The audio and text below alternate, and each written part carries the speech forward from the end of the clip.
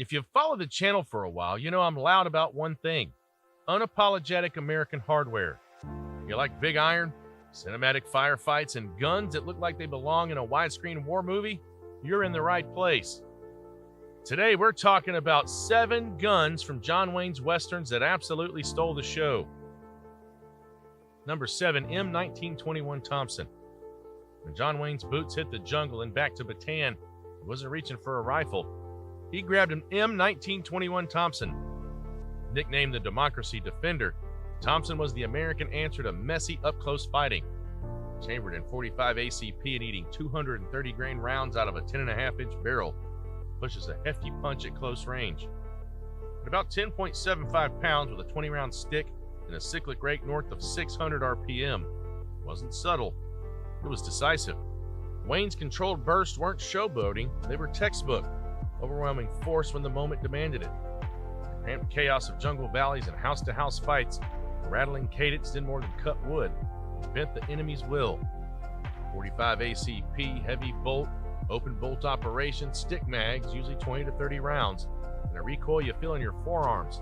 It's beautiful, it's clumsy, and it gets the job done, which is exactly why soldiers loved it, and film heroes still pick it up on camera. Number 6, Winchester Model 1866 Yellow Boy.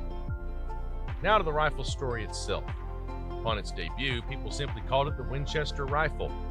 Today we call it the 1866. Firstborn of the Winchester Repeating Arms Company, and the only thing that company made at the start. It stood apart from its predecessor, the Henry Repeating Rifle, though early on it was marked as an improved Henry because Henry was the name the public knew, while Winchester was still the new label on the factory door. In Fort Apache, 1948, Captain York carries a rifle with the shine of authority, the Winchester Model 1866, the brass-framed yellow boy that dragged the frontier into the industrial age. Wayne handles it like a man who understands what survival really demands. Technology used without hesitation. The cartridge is 44 Henry rimfire, a 200 grain slug pushed to roughly 1,125 feet per second from a 24-inch octagonal barrel. About 560 foot-pounds of frontier justice on tap. The gun weighs about 9.25 pounds, feeds from a 15 to 17 round tubular magazine, and cycles by lever, repeating firepower that made single-shot opposition feel a century out of date overnight. The brass frame isn't just pretty, it resists corrosion and alkali dust and shrugs off harsh swings of southwestern heat and cold. Wayne's use of it reads like a doctrine. Technological superiority wins battle.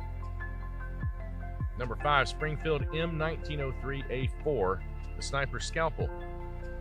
John Wayne's hands steady on the stock of a Springfield M1903A4, the Fighting CBs, 1944.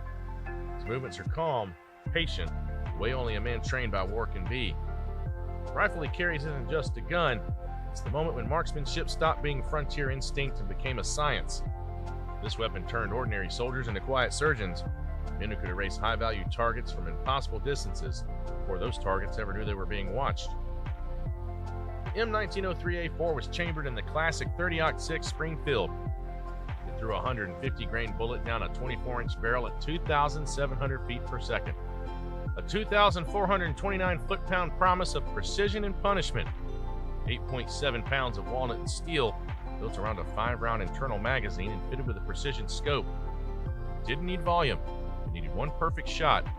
Beyond 800 yards, it was still lethal, still unblinking. Wayne's careful breathing mirrored the rifle's design: precision over speed, patience over panic. The bolt action gave it the kind of mechanical lockup that felt absolute, and that 30-06 cartridge stayed mean long after sound and distance should have softened it. The heart of the M1903A4, though, was its scope. The Ordnance Department sourced them from the civilian market. 2 options, the Lyman Alaskan and the Weaver 330C. The Lyman was superior, designated the M73, but production couldn't keep up. So the Weaver stepped in, renamed the M73B1, and became the de facto choice for nearly every A4 that left Remington's floor. Number 4, M1911A1 pistol. Mechanically, the A1 is a 1911. The changes are ergonomic in sighting, almost to a part. The original's long, smooth trigger gives way to a shorter, checkered face, and scalloped cuts on both sides of the frame help shorter fingers find a proper reach. The flat mainspring housing becomes arched, supporting the palm, nudging the grip angle, and detailed devotees debate to this day. Where consensus settles is on the grip safety. The A1's longer tang spares hands from hammer bite when you choke up high, a welt too many shooters wore with the original. Sights grow up too. A wider front blade and rear notch make the pistol quicker to read.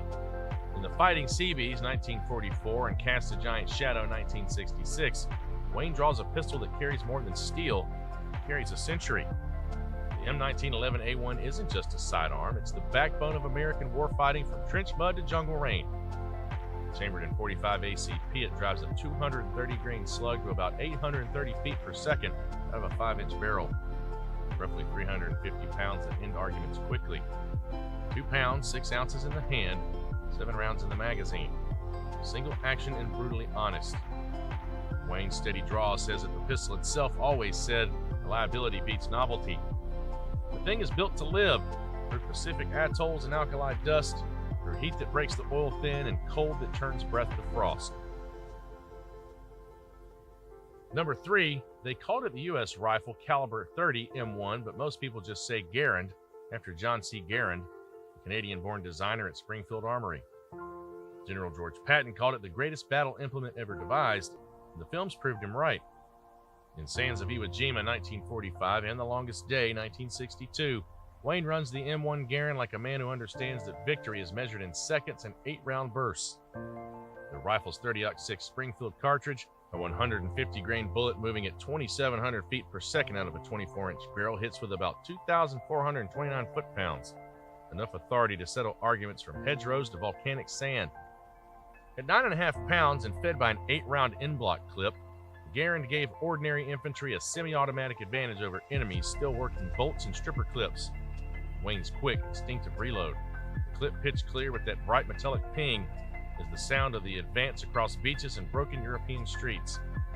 It didn't just help win a war, it showed the world what winning looked like. Production ran from 1936 to 1957. The rifle served in World War II and Korea, some seeing Vietnam and other conflicts besides.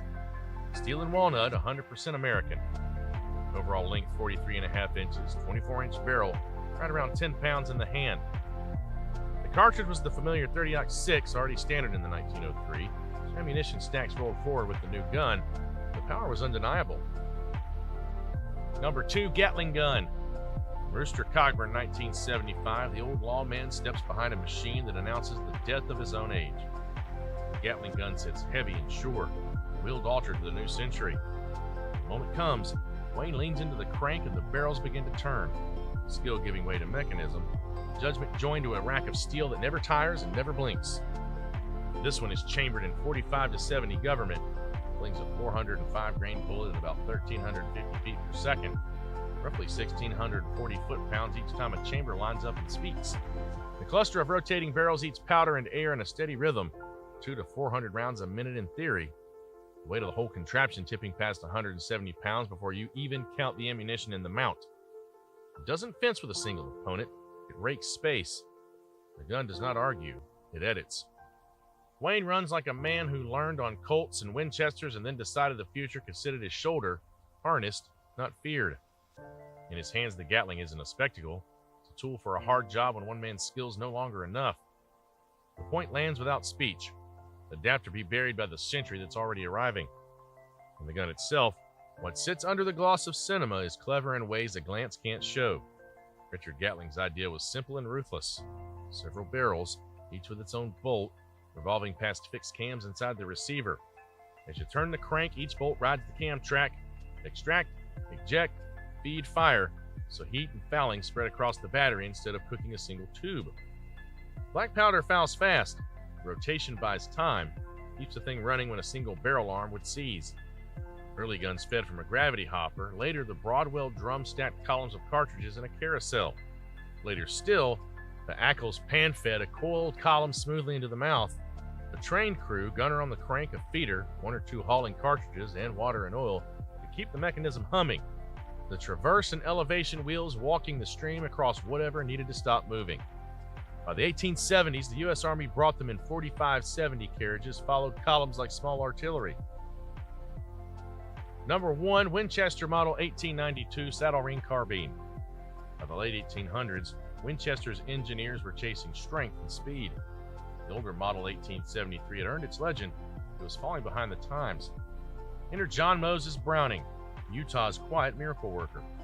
In 1890, Winchester's president, Thomas Bennett, rode out to Browning's shop with an offer. If you can get me a new rifle design in 3 months, I'll pay you $10,000.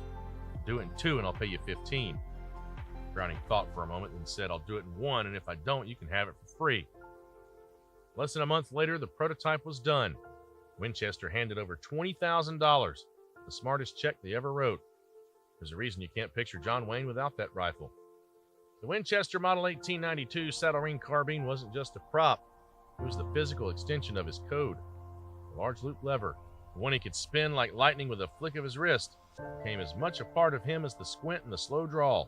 It was the gun that didn't just exist in Westerns, it defined them. The Model 1892 fired the 4440 Winchester cartridge, a 200-grain slug moving at about 1,190 feet per second through a 20-inch barrel, roughly 630 foot-pounds of blunt, reliable authority.